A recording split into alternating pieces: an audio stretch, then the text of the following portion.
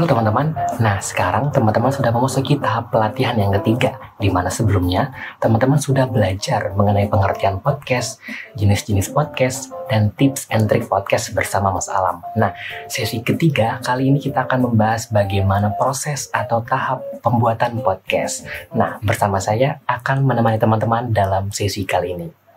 Baiklah, langsung saja pada langkah yang pertama, itu membuat kerangka podcast. Nah, kerangka podcast ini adalah poin-poin yang mendasari setiap pembicaraan teman-teman. Nah, tujuannya untuk mengarahkan pembicaraan teman-teman agar tidak melebar kemana-mana, dan tentunya podcast teman-teman bisa lebih terstruktur. Nah, pada contoh bisa dilihat itu ada kata gaul.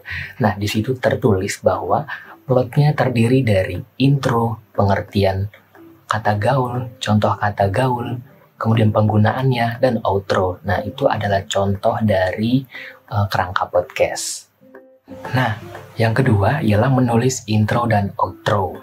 Intro adalah kalimat pembuka, dan outro adalah kalimat penutup.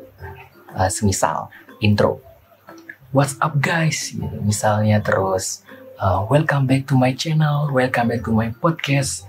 Selamat datang kembali di podcast terhebat, terkece, terbadai, segala macam." Nah, itu bisa disesuaikan dengan kreativitas masing-masing. Dan outro sama saja sebenarnya.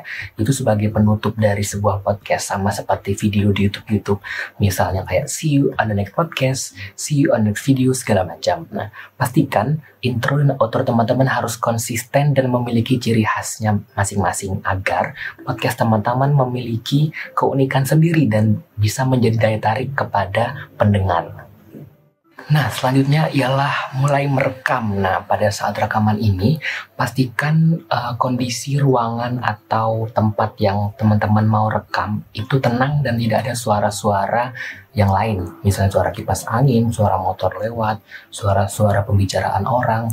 Nah, usahakan itu dihindari agar podcast teman-teman tidak berisik dan bisa fokus kepada suara teman-teman sendiri.